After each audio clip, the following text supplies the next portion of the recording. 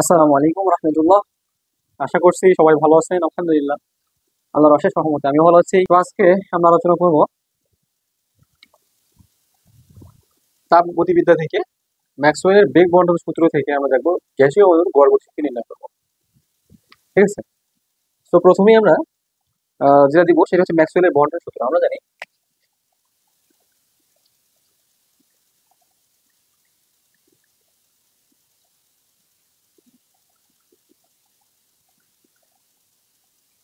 Maxwell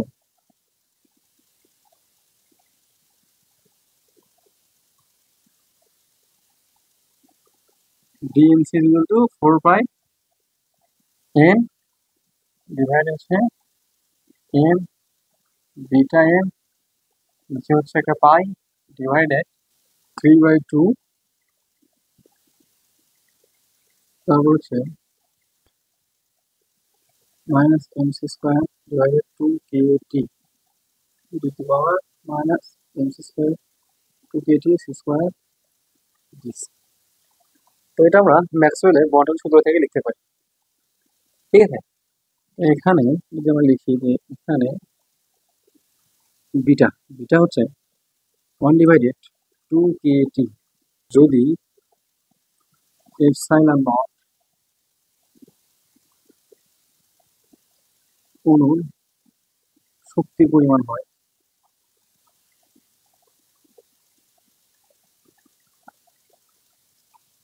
তবে epsilon naught 1/2 M C square.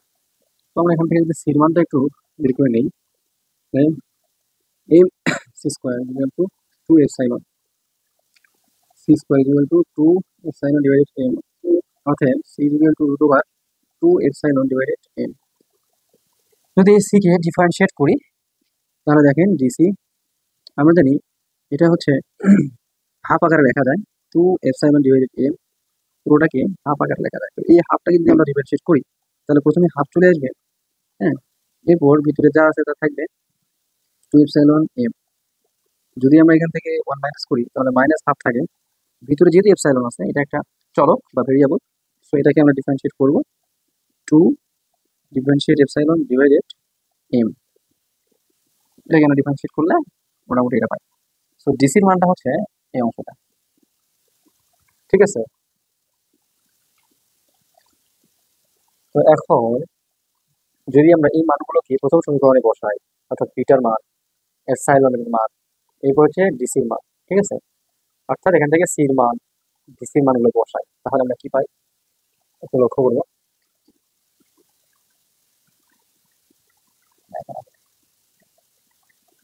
DNC equal to 4 pi M B. আমরা B মান অর্থাৎ bitter মানটা দেখছিলাম 1/2 কেটি, বিটার মান ছিল 1/2 কেটি। তাহলে উপরে এম থাকবে ডিভাইডেড 2 পাই কেটি থাকবে টু দি পাওয়ার 3/2। এরপর E to the power half M minus X square divided 2 KT. আমরা প্রথমে দেখছিলাম যে epsilon is equal to half M X square.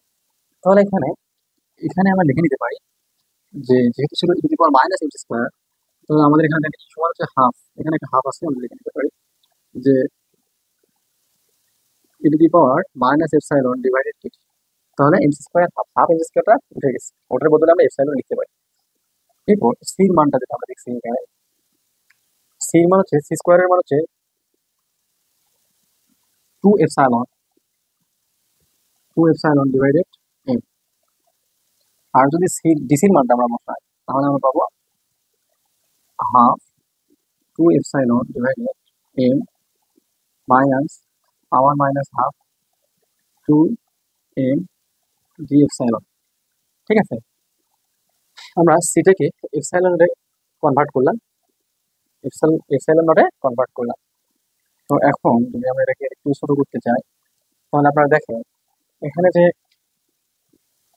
2 M square আছে, তখন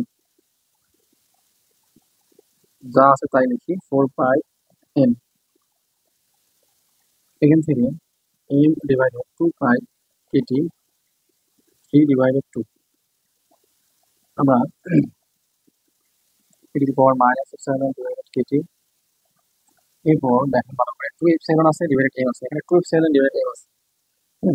এই মানটাকে যদি আমরা একটু ভেঙে লিখি, টু এপসাইলন ডিভাইডেড এম গুণন হাফ, এটাকে যদি আমরা এখানে দেখেন হাফটা না লিখি, কারণ এই টু আর এই টু এম থেকে আমরা কেটে দিতে পারি, তাহলে এই হাফ মাইনাস হাফ বলতে বলা যায় one divided two epsilon divided M, এটা হচ্ছে হাফ। ঋণাত্মক আকারে ছিল ভাগ, হ্যাঁ? ভাগের বেলায় পাওয়ার বিয়োগ থাকে, এগুলো বিয়োগ ছিল। এরপর ডি এপসাইলন ডিভাইডেড এ, এটা করতে পারি আমরা এই অংশটা। এখন একটা জিনিস লক্ষ্য করলে দেখা যায়, এটাকে যেন গুড করে তুলে দিই, তাহলে কেমন হয় এটা, অর্থাৎ four pi M M divided two pi KT 3/2 e to the power minus epsilon divided KT. এখানে আছে হচ্ছে টু এপসাইলন, এখানে আমরা এটাকে লিখতে পারি, এইটা আর এইটা যদি কাটা দিই তাহলে এখানে থাকে একটা হচ্ছে root over two epsilon divided. দেখেন তো একটু বুঝতে পারছেন কিনা, কারণ আমরা বলতেছি যে টু এপসাইলন একটা যদি উপরে থাকে ডিভাইডেড এম, আর এখানে রুট ওভার, অর্থাৎ এর মধ্যে দুইটা রুট টু এপসাইলন এম আছে, তো এখান থেকে একটা রুট টু এপসাইলন এম কেটে দিতে পারি আমরা, সেখান থেকে উপরে একটা থাকে হচ্ছে রুট টু এপসাইলন ডিভাইডেড। এরপর যা আছে সেটা আমরা লিখে দেবো একটু, এটা হচ্ছে ডি এপসাইলন ডিভাইডেড এম, একটু লিখে দিই। আমরা যদি এখন দেখি যে এটাকে একটু শুরু করি, অর্থাৎ যেগুলো আমাদের দরকার নাই সেগুলোকে আমরা ফোর বাই এম, এখান থেকে যদি ওয়ান এম বাই টু কে বের করে নিই তাহলে এম টু 3/2 থাকে হচ্ছে ওয়ান ডিভাইডেড বাই কেটি, এটা হচ্ছে 3/2। দেখেন তো এইভাবে থাকে কিনা, আমরা একটা সুবিধা আছে, অর্থাৎ এই এম যেহেতু কনস্ট্যান্ট এম নয়, এই এম থেকে কেটে দেওয়ার জন্য বের করে নিলাম, টু কে এখান থেকে কেটে দেওয়ার জন্য বের করে নিলাম এখান থেকে, তাহলে ই টু দি পাওয়ার মাইনাস যা আছে তাই থাকবে, লিখে দিই এটা E to the power minus epsilon divided KT. হ্যাঁ, তো এখন যদি আমরা এখানে দেখি যে একটা জিনিস, আচ্ছা যা আছে আগে লিখে নিই ওটা, টু ই ডিভাইডেড, দেখেন তো এটাকে আমরা এভাবে লিখতে পারি হাফ, রুটকে আমরা হাফ আগে লিখতে পারি। এরপর আছে ডি এপসাইলন ডিভাইডেড এ। তো এখন যদি আমরা বলি একটু ভাঙি আরো, তাহলে আমরা এটাকে লিখতে পারবো ফোর পাই এম, এটাকে লিখতে পারি এম ডিভাইডেড টু, তাহলে হচ্ছে এম ডিভাইডেড টু, এটাকে হাফ লেখা যায়, কারণ আমরা জানি এম ডিভাইডেড টু রুট অবস্থায় তিনটা আছে, তাহলে দুইটা রুটে একটা এম ডিভাইডেড টু কোনো রূপায় আর শুধু একটা রুট থাকে, এটা কি এইভাবে ভাঙা যায়। এরপর ওয়ান ডিভাইডেড বাই কেটি, হ্যাঁ 3/2, তাহলে এখানে E to the power minus epsilon divided KT. তো এখানে আপনারা একটা জিনিস লক্ষ্য করলেন, দেখেন যেখানে যদি আমরা এই এমটাকে এই এমটার সঙ্গে, আচ্ছা আমরা শেষ করি লেখাটা, টু এপসাইলন ডিভাইডেড এম, এটা যদি আমরা কাটি এখানে টু এপসাইলন ডিভাইডেড এম। তো এখন আপনারা দেখেন বিষয়টা, এখানে এই এম এর সাথে এই এম তুলে দেওয়া যায়, ঠিক আছে। আর এখানে একটা জিনিস দেখেন এম ডিভাইডেড টু হাফ আছে, তো এটাকেও এম ডিভাইডেড টু হাফ আছে, লিখি ফোর বাই এম, এখানে আছে এম ডিভাইডেড টু, এখানে আছে এম ডিভাইডেড টু, শুধু এপসাইলন হাফ থাকবে, তাহলে এপসাইলন হাফ ডিভাইডেড টু, এই টুটাকে আমরা নিচে রাখলাম, এপসাইলনকে সামনে নিয়ে আসলাম হাফ অবস্থায়। এরপর যা আছে ওয়ান ডিভাইডেড বাই কেটি 3/2। এখন যদি আমরা দেখি যে থাকে হচ্ছে ই to the power minus epsilon এটি ডি এপসাইলন, দেখেন তো বোঝা যায় কিনা এইটুকু অংশটা। তো আমরা ইচ্ছা করলে এখানে কি লিখতে পারি, দুই দুই হচ্ছে দুই থাকে, তাহলে মোট থাকলো, অর্থাৎ আমাদের যে ম্যাক্সওয়েলের বন্ধন সূত্রটাকে আমরা বিবর্তিত করছি, হ্যাঁ, সেই সমীকরণকে আমরা লিখতেই পারি two pi M one divided by KT 3/2, এখানে epsilon half E to the power minus epsilon to KT, এখানে জি এপসাইলন থাকে। এইটা যেটা বের হচ্ছে এইটা হচ্ছে আপনার সি হতে সি প্লাস জিসি, হ্যাঁ, গ্যাসীয় অণু সংখ্যা এবং সংখ্যা এবং এপসাইলন হতে এপসাইলন প্লাস ডি এপসাইলন এর শক্তি সম্পূর্ণ অণু সংখ্যার মধ্যে অণু সংখ্যা সমীকরণ।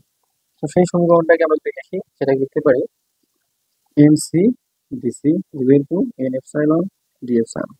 তো এই সমীকরণ থেকে এই যেহেতু আমরা ধরছিলাম দুইটা সীমা, আপনারা দেখতে পাচ্ছেন এখানে এই সীমা সি হচ্ছে সি প্লাস ডিসি সীমা রেশিও অনুসরণে থাকবে, এবং এপসাইলন যেহেতু শক্তি পরিমাণ নির্দেশ করে, এপসাইলন হতে এপসাইলন প্লাস ডি এপসাইলন এর শক্তি সম্পূর্ণ অনুসংখ্যা।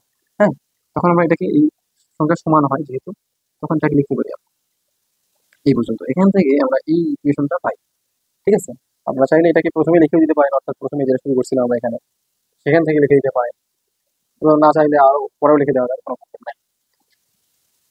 তো এখন যদি আমরা একটু গণনা করি যেটা পাইলাম সেটাকে, তাহলে আমরা লিখতে পারি মোট n সংখ্যক অণুর মধ্যে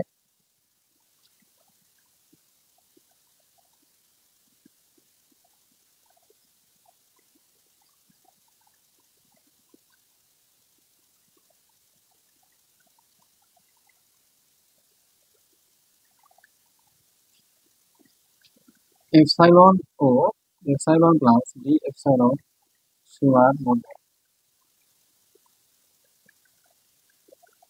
উপস্থিত অণুর সংখ্যা। হ্যাঁ, তাহলে লিখে দিতে পারি আমরা অণুর সংখ্যা হচ্ছে।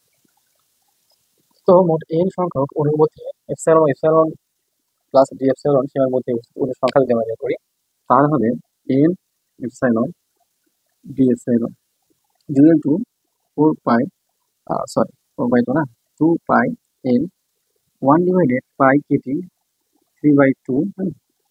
এরপর যেটা ছিল epsilon half e to the power minus epsilon divided KT, হ্যাঁ, ডি এপসাইলন। এখন এটাকে যদি আমরা সিম্পলিফাই করি, n epsilon divided n D epsilon equal to 2 pi, শুধু এনটাকে এখানে নিয়ে আসছি, 1 divided pi KT 3/2, so epsilon half e to the power minus half Katie D epsilon. তো এটাকে আমরা এইভাবে সাজিয়ে নিতে পারি। তো এখানে বুঝতেই পারি তো চাইতে সম্ভাব্য শক্তি আমরা পাবো,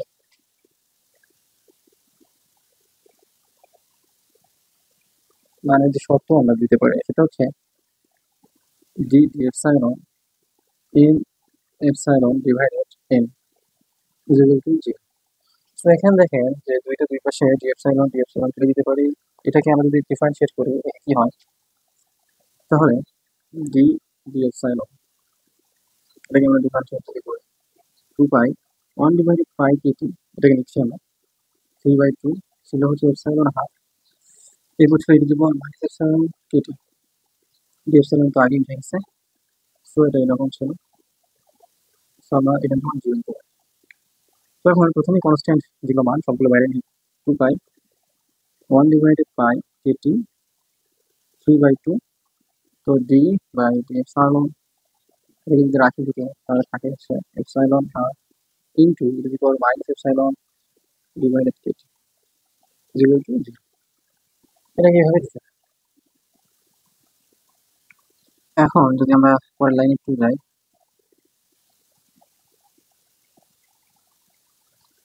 দেখেন এপসাইলনের সাপেক্ষে যদি আমরা এই রাশিটাকে অন্তরীকরণ করি, তাহলে হ্যাঁ ইউভি আকৃতি হয়েছে।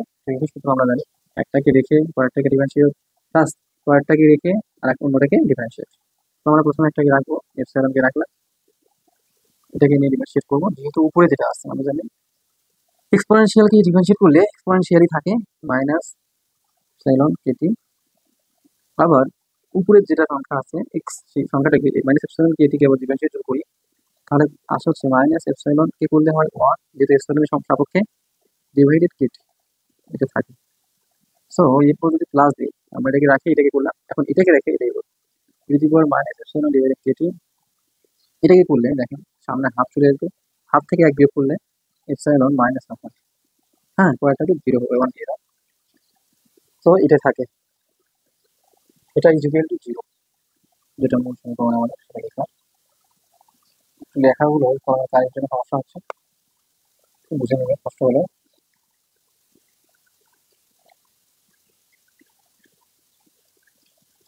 এরপর আমরা যে সমাকলন করলাম, সরি ডিফারেন্সিয়েট করলাম, সেই ডিফারেন্সিয়েট এর মান যেটা আমরা পেলাম সেটাকে যদি আমরা একটু কমন নিই, ঠিক আছে, 2 পাই এটা ছিল আমাদের কনস্ট্যান্ট মান, এটি 3/2। তো এখানে ছিল এপসাইলন। দেখেন দুইটার মধ্যে কি কি পাওয়া যায় আমাদের মোট। আচ্ছা আগে সাজিয়ে লিখি আমরা, যেহেতু মাইনাস মান এখানে মাইনাসকে আমরা পরে নেবো, তাহলে প্রথমে ওই পাশেটা নিব, plus E to the power minus epsilon divided KT একটা আছে, এই পাশের অংশটাকে আমরা নিচ্ছি প্রথমে। তাহলে নিচে হাফ ছিল অর্থাৎ 2, আর নিচে এখানে যেহেতু মাইনাস ইনভার্স ছিল এপসাইলন ইনভার্স হাফ, তাহলে এটাকে রুট ওভার এপসাইলন নিতে হবে নিচে। এরপর মাইনাস, দেখেন এখানকার মাইনাসটাকে যদি আমরা সামনে নিই, হ্যাঁ সামনে নিলাম, মাইনাস আবার e to the power minus epsilon divided kT আছে কিনা দেখেন, e to the power minus epsilon divided kT কে নিলাম, ডিভাইডেড যদি আমরা করি তাহলে নিচে একটা কেটি পাবো, একটা কেটি পাবো, এখানে একটা এপসাইলন অর্থাৎ রুট এপসাইলন পাবো, কি পাবো রুট এপসাইলন। দেখেন মোটামুটি সবগুলো লিখছি আমরা। এটাকে একটু যদি আলাদা করে দেখাই আমাদের, এরকম ছিল। এখন যদি আমরা 2 পাই 1/5 কেটি 3/2, দেখেন এখানে এপসাইলন আছে 1/7, আমরা এখানে এটাকে আমরা কমন নিতে পারি, e to the power minus এক্সপোনেনশিয়ালকে কমন নিলাম কেটি। দেখেন দুটাতে এপসাইলন দেখা যাচ্ছে, এটা তো তুলি, তাহলে আমরা যদি একটা এপসাইলনকে কমন নিই আমরা, হুম, তাহলে যদি আমরা রুট ওভার বা ডাইরেক্ট এপসাইলনকে যদি কমন নিই তাহলে কি হবে, এপসাইলনকে যদি আমরা কমন নিই তাহলে নিচে থাকবে হচ্ছে ই to the power minus epsilon kT. Sorry এটা তো কমন নিছি আমরা, যদি শুধু থাকে হাফ, এই যে আমরা কমন নেই একটা হাফ থাকে। আচ্ছা আমরা একটু আর একটু ভেঙে নিচ্ছি যে দেখেন আপনারা যে এখানে 1/এপসাইলন, তার মানে এখান থেকে যদি আমরা epsilon e to the power epsilon minus epsilon divide kT 1/এপসাইলনকে কমন নেই, রুট এপসাইলনকে কমন নেই, তাহলে এখানে আমরা কি থাকে দেখেন, প্রথমের ক্ষেত্রে এটা চলে গেছে এখানে, এরপর এটা চলে গেছে, তার মানে এখানে শুধু হাফ থাকে, হাফ, এবার মাইনাস চিহ্ন দিলাম, এরপর এপসাইলন চলে গেছে, আচ্ছা নিচে √1 চলে গেছে, তার মানে যদি আমরা একটা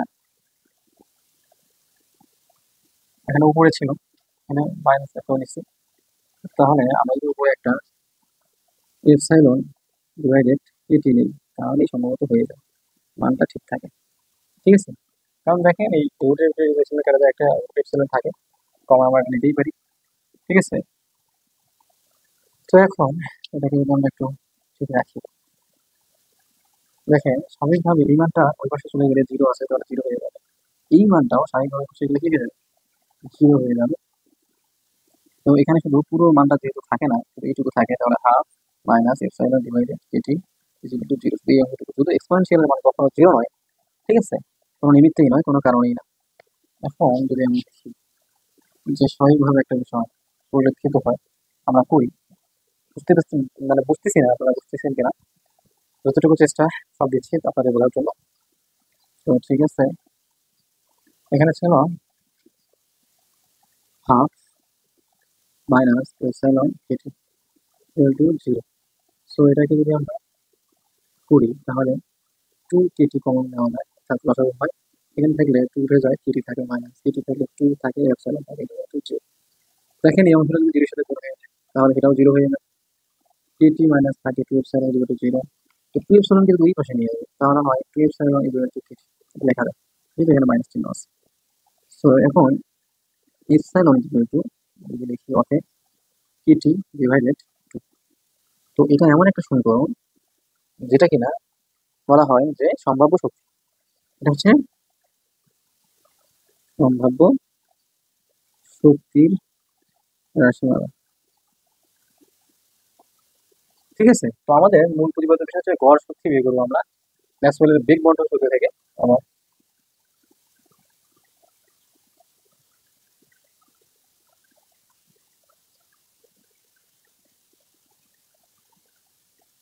গড় শক্তি প্রত্যাশিত মান হিসেবে নিলাম 0.3। আচ্ছা, এই ধরবো, অর্থাৎ ধনাত্মক অংশটাকেই ধরবো আমরা। Divided epsilon N epsilon D epsilon divided N. তো এন এপসাইলন ডিভাইডেড এন সম্বন্ধে একটা আগেই ফর্মুলা জেনে নিয়েছিলাম, এটা হচ্ছে আপনারা জানেন। সেই ফর্মুলাটা ছিল হচ্ছে এরকম, আসলে সেই ফর্মুলাটা কেমন ছিল, সেটা হচ্ছে এন এপসাইলন ডিভাইডেড এন ছিল হচ্ছে 2 পাই 1 ডিভাইডেড পাই কেটি। এর আগে আমি তো মিশে ফেলাছি, আপনারা দেখেন একটু এই ফর্মুলা ছিল কিনা। পাই কেটি, হ্যাঁ, e to the power minus epsilon divided kT epsilon half d epsilon. তো এই ফর্মুলাটা আমাদের ছিল এইটার মান। তো এখানে এই ডিভাইড আপনার মান আমরা বসে দিব, ঠিক আছে। তাহলে এপসাইলন হচ্ছে যেটা থাকে 2 পাই 1 ডিভাইডেড পাই কেটি, আর যদি আমরা বলি 3/2 e to the power minus epsilon kT epsilon half. হুম, তারপর এখানে পূর্বে একটা এপসাইলন ছিল, এখানে এপসাইলন লিখে নিতে পারি, এটার মান যেহেতু এটা, তাহলে ডি এপসাইলন যেটা ছিল সেটা থাকবে। আশা করছি আপনারা বুঝতে পারছেন বিষয়টা। এখন যে মূল বিষয়টা হচ্ছে যে আমাদের কনস্ট্যান্টকে সামনে নেই, 2 পাই 1 ডিভাইডেড পাই কেটি, ঠিক আছে। এটা হচ্ছে 3/2 থাকে, আর ভিতরে যেটা থাকে, সরি এখানে এপসাইলন লিখছি না আমি, হ্যাঁ, হ্যাঁ, তাহলে এখানে এপসাইলন দেন দরকার নেই। ভিতরে থাকে যেটা 0 টু ইনফিনিটি এপসাইলনের উপর 3/2, কারণ হাফের সাথে একটা এপসাইলন যোগ করলে সে গুণ করবে, হ্যাঁ, তাহলে আমরা যেটা পাবো এপসাইলন রুট এপসাইলন যোগ করবো। এখানে থাকে পাওয়ার মাইনাস এপসাইলন কেটি, হুম, ডিএক্স। এই ফরম্যাট দেখে আপনাদের কোনো একটা সূত্র বা ফর্মুলার কথা মনে হচ্ছে কিনা দেখেন তো। গামা ফাংশনের, এখান থেকে গামা ফাংশনের একটা ফর্মুলা বের হবে। আশা করছি আপনারা বুঝতে পারছেন। আমি সেটা বিস্তারিত লিখছি। আমার যদি আমরা গামা ফাংশন তাহলে প্রথমে লিখে নিই 2 পাই 1 ডিভাইডেড পাই কেটি, ওটাকে একবার রাখতেছি আমরা।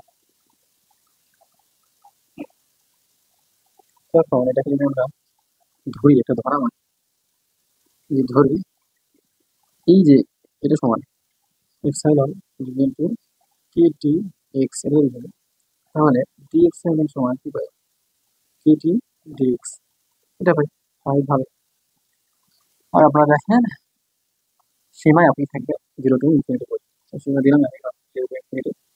তো যেহেতু আমরা এপসাইলনের মান কেটি এক্স ধরছিলাম, kT x to the power 3/2, আর এখানে ছিল হচ্ছে ই to the power minus epsilon নোটের মান যেটা আমরা কেটি এক্স ধরছি। হুম, তাহলে দেখি kT x divided kT d এপসাইলনের মান, এখানে হচ্ছিল kT x, kT x dx, sorry x হবে না, শুধু ডিএক্স হবে। এখন যদি আমরা খুব সামনে সিম্পলিফাই দিকে যাই, তাহলে যেটা পাই আমরা দেখেন এখানে কনস্ট্যান্ট মান যেহেতু ডিএক্স এর সাপেক্ষে সীমা পরিবর্তন করছি প্লাস চলক পরিবর্তন করছি, আমরা এক্সটাকে রাখি বাকিগুলো সব সামনে নিয়ে আসবো।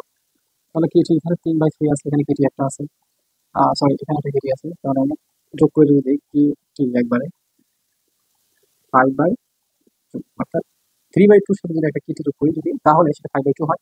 এটা দুটো বাইরে চলে গেল, এখানে এক্স থাকে 0 টু ইনফিনিটি, এখানে একটা এক্স থাকে যার উপর 3/2 আছে, আর এখানে দেখেন এটা এটা কাটা যায়, থাকে শুধু e to the power minus x, ঠিক আছে, ডিএক্স এটাই থাকে।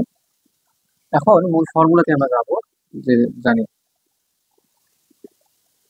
আমরা যেটা গামা ফাংশন জানি, গামা ফাংশন সমান আমরা জানি হচ্ছে 0 টু ইনফিনিটি থেকে যদি আমরা গামা ফাংশনের মানটাকে বিবেচনা করি, তাহলে আমরা x to the power A E to the পাওয়ার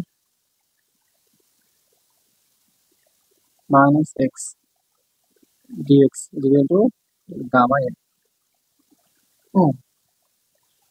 অর্থাৎ n minus 1 বলবে আমরা, তাহলে এটা হচ্ছে এভাবে লিখতে পারি 0 to gamma। তাহলে আমরা জানি x n minus 1 e to the power minus x dx is equal to হচ্ছে গামা n। গামা কি n, এই ফর্মুলা এখানে বসাবো, তারপরে আমরা এটাকে সিম্পলিফাই করে নিই। 2 পাই যদি এটাকে বের করি নিচে, তাহলে এখানে থাকে একটা পাই রুট পাই, একটু পাই পাই কেটে দেওয়ার জন্য বের করলাম। যেহেতু কেটি ছিল, তাহলে আমরা কেটি 5/2 নিচে ছিল হচ্ছে কেটি 3/2, এটা একটু সিম্পলিফাই করলাম। তো এটাকে যদি আমরা একেবারে করি, তাহলে একটু একটু এক্সটেনশন করি, 5/2 minus 1, দেখেন এখান থেকে এটা বের পাওয়া যায়, তাহলে e to the power minus x dx। তো অটোমেটিকলি এখান থেকে পাই পাই কেটে যাবে, 3টা কেটে 3/2 কে যদি আমরা 5/2 কে কাটি, থাকে হচ্ছে 2, একটা কেটে থাকে, অর্থাৎ কেটি যদি আমরা করি তাহলে শুধু কেটি থাকে, ঠিক আছে, ডিভাইডেড রুট পাই থাকে একটা। আর এটাকে করলে আমরা জানি যে গামা ফাংশন থেকে আমরা লিখতে পারি ডাইরেক্ট রুট গামা 5/2, মানে এটা পুরোটার মান হচ্ছে গামা 5/2, ঠিক আছে। তো এখন একেবারে শেষ প্রান্তে এসে গেছি আমরা অঙ্কটা। তো এখন এক্সপেক্টেড ভ্যালু, গড় শক্তি যাই বলে না কেন আমাদের, সেটা হচ্ছে 2 কেটি ডিভাইডেড রুট পাই। এই গামাকে যদি আমরা বিশ্লেষণ করি, তাহলে প্রত্যেকটা করে 1 মাইনাস করে যাবে, অর্থাৎ 1 কমতে থাকবে এবং গুণ অবস্থায় থাকবে। 5/2 আছে, 1 মাইনাস করলে 3/2 ইন্টু 1/2, আর 1 মাইনাস করলে, এখন যদি শেষে লিখতে পারি রুট গামা, ঠিক, হ্যাঁ সরি রুট পাই পাই যদি আমরা কাটাবো, থাকে হচ্ছে যা এখানে একটা 2 এই 2 কেটে দিলাম, এখানে একটা কে থাকে হচ্ছে 3/2 কেটি। এইটাই হচ্ছে আমাদের কাঙ্ক্ষিত সমীকরণ, যেটা প্রথমে বলেছিলাম। তো ম্যাক্সওয়েলের বেগ বণ্টন সূত্র থেকে আমরা গ্যাসীয় অণুর জন্য গড় শক্তির মান বের করছি। তো সবগুলোর মধ্যে হচ্ছে মূল কথা হতো ইহাই নির্ণয়ে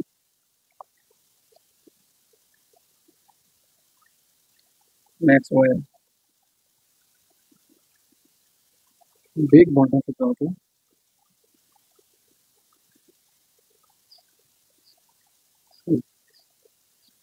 গ্যাসীয় অণুর গড় গতিশক্তির রাশিমালা।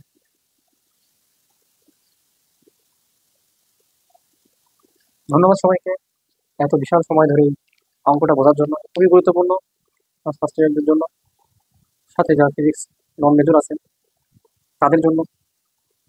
ধন্যবাদ সবাইকে, আশা করছি ভিডিওটা ভালো লাগছে। এরকম নতুন নতুন জটিল এবং কঠিন অঙ্কগুলো সহজভাবে সমাধান করার চেষ্টা করি আমরা আমাদের ফিজিক্স পাঠশালায়। আশা করছি সবাই আমাদের সাথে থাকবেন, সঙ্গ দিবেন এবং ভালো ভালো কমেন্ট করে আমাদেরকে অনুপ্রেরণা দিবেন। আর অবশ্যই জানাবেন ক্লাসটা কেমন লাগছে। ধন্যবাদ সবাইকে, আসসালামু আলাইকুম।